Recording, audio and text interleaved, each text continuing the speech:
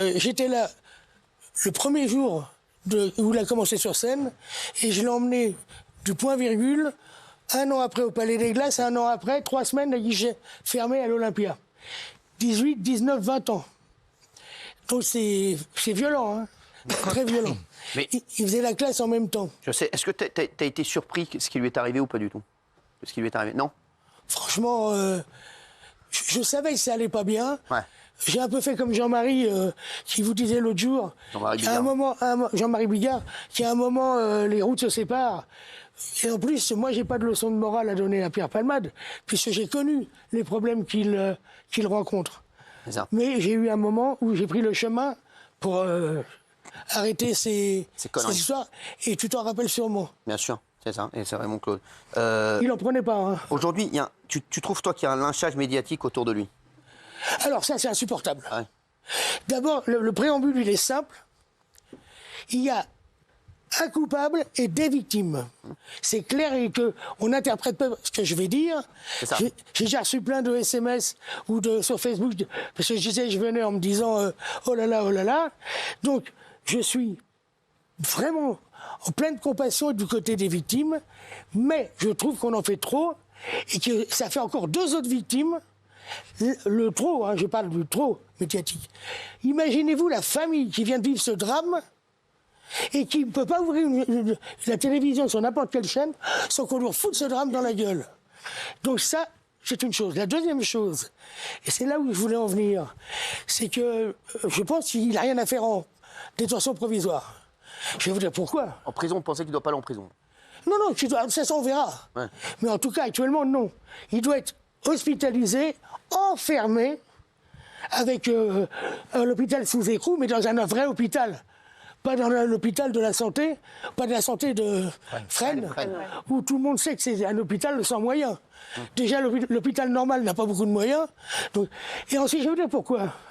Parce que si on veut qu'il y ait un procès, il faudrait-il qu'il y ait tous les combattants autour de la table. Et j'ai très peur, connaissant.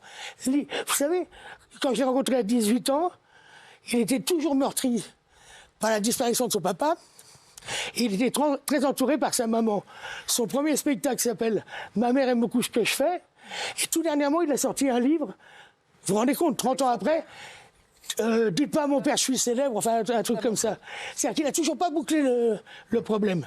Et ce que j'ai peur, vraiment et sincèrement, parce que j'ai de la tendresse pour lui, on ne pourra pas me l'enlever. Mais ce que j'ai peur, c'est qu'il ne soit pas là sur le ring le jour du match. Et bien sûr, s'il est soigné, et si c'est dans 2 ans, il sera obligatoirement dans une forme meilleure. Et là, il devra répondre de ses actes. Mais qu'on se calme. Et monsieur le procureur de Melun, pourtant vous avez été c'est une très belle ville, Melun. Tout le monde s'aime. Et tu sais pourquoi? Parce qu'il y a Melun et Melun. Ah ouais. C'est pas mal. C'est sympa. Non, c'est sympa. Non, mais ouais, non, mais c'est vrai. Je suis comique, hein. Non, mais c'est vrai. Moi, j'en avais une autre. Vas-y. Non, je la ferai pas. Moi, non, je te la ferai à la fin de l'émission. Juste, Claude, est-ce qu'il avait... tu es en train de nous dire qu'il pour toi, il a des tendances suicidaires, donc il faut vraiment qu'il se soigne avant, sinon il... Moi, je pense qu'il y a le risque. Qui veut prendre ce risque-là? Attention, hein, je ne le défends pas. Hein. Mais remettons-le en forme pour que le moment venu, il puisse être là pour répondre de ses actes. Sinon, vous vous rendez compte, la triple peine pour la famille. Pas de procès. Aujourd'hui, toi, tu penses que c'était inévitable, qu'il allait arriver un drame ou pas? L'accident, j'en savais rien. Non, bien sûr, non, mais un drame style AVC samedi, ça, j'ai toujours pensé que ça arriverait un jour. Ah ouais? Avec tout quand tu prends des quantités pareilles, il y a un moment... Ouais. Toi, tu as déjà eu des... moi, je suis en... Toi, tu as déjà fait des soirées comme ça, dis-nous la vérité. Pas chemsex, je sais pas comment vous dites. Quoi, mais toi, t'as pris quoi? Moi, je prenais de la coke, hein. Ah ouais, à fond. J'ai bien pris, oui. Ah ouais? J'ai fait un livre, regardez, il n'est plus en vente, hein, donc je suis pas là pour le vendre. Je l'ai sorti en 2007, il s'appelle Ligne brisée. Ouais. La ligne de coke et la ligne de la vie. Ouais. Mais les deux vont pas ensemble. Tu penses que Pierre, c'est ce que tu dis, il a eu une vie brisée à cause de la cocaïne? De toute façon, sa vie, elle est brisée. Ouais. Qui va aller le voir? Quel théâtre va l'engager? Juste, toi qui l'as produit, tu étais son producteur historique, tu me dis, tu l'as connu à 19 ans, ça? Pardon? Tu l'as connu à quel âge? 18 ans et demi, un truc comme ça. À quel moment il a basculé dans la Alors moi, je l'ai su au bout d'un an, un peu plus d'un an. Ouais. On était au Festival de Cannes, et on mangeait avec des journalistes, Pierre et d'autres artistes. Et puis, moi, je ne me rendais pas compte parce que je parle beaucoup. Et il y a un journaliste qui me dit à un moment, il va souvent aux chiottes, ton artiste. Non. Aux toilettes, pardon. Ouais, c'est pas... Enfin, aux chiottes, quoi. Ouais, on s'en fout, on a compris. Et alors moi, je suis allé voir ce qui se passait en bas, et la porte n'était pas fermée. Et je lui dis, bah, qu'est-ce que tu fais là? C'est moi, à l'époque, j'avais 30 ans, et je savais pas, la côte, c'était même pas d'actualité. Je savais même pas que ça existait, en gros. J'en avais entendu parler, mais c'est tout.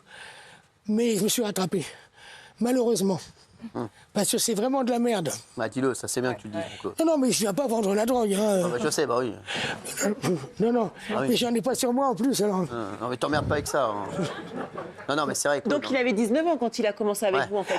Alors moi, à mon avis, il a commencé vers 19 ans et demi. ah, c'est ça qui est jeune. incroyable. 19 ans et demi. Point virgule, il n'en prenait pas. Il n'a jamais arrêté. 34 ans de coke. Au Palais des Glaces, il en prenait. Donc un an après. Ah ouais. Et moi, je m'en suis rendu compte, c'était au mois de septembre. Et je l'ai appris au mois de juin, au Festival de Cannes. Quoi. Donc, Mais il faut le laisser... Attendez, hein, moi je le connais. Hein. Je sais pas pour le dédouaner encore. Mais je voudrais pas être à sa place dans sa tête. bien sûr. Ouais. Encore heureux. Et je comprends l'attitude de Muriel Robin, en fait, aussi. Et si j'ai accepté de venir, Ouais. vous m'avez appelé 3 fois en 10 jours. Déjà, c'est mon pote, Claude. Enfin, t'étais mon Kakoumé producteur. m'a appelé il y a 10 jours, il m'a Kakoumé. rappelé la semaine dernière, et il m'a rappelé ce matin, il m'a dit que vous en aviez parlé, Ouais. et puis ce matin j'étais en forme, j'avais rien pris, non c'est une blague.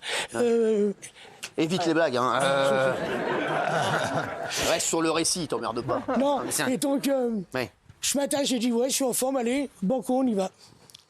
d'accord. Bon, bah alors aujourd'hui, qu'est-ce que t'auras à lui dire, toi, Pierre Palmade? Parce que Soigne-toi. en vrai, Claude, on va pas se mentir. On se dit, on a envie que tous ses proches lui disent à un moment, pourquoi tu lui as pas dit à un moment quand tu le voyais à 19 ans? Tu lui as rien dit, tu lui as pas dit? Moi j'étais un tout jeune producteur. Ouais, je sais. Hein. J'avais lancé Didier Gustin qui marchait très fort. Ouais. C'était mon deuxième artiste. Moi, j'étais pas producteur, hein, je suis devenu producteur. Ouais. Donc tu ne voyais pas lui dire arrête avec ces conneries? Tu te rends pas compte la pression qu'on a vécue, les télés, les journalistes, le machin et tout, les salles bourrées. Ouais, ça, bourré. Et donc, non, et puis j'avais pas le... Et puis est-ce qu'il m'aurait écouté? Ouais, ça va, ouais. Non, faut qu'il se reprenne en main, qu'il assume ses responsabilités, il sera puni, mais je trouve qu'il ne s'appellerait pas Pierre Palmade, il serait traité un peu différemment, ça serait un détenu lambda. Il y a à peu près 600 morts comme ça par an. 700. On parle les 600 familles de victimes, je veux dire, j'aimerais bien qu'on parle de mon cas aussi.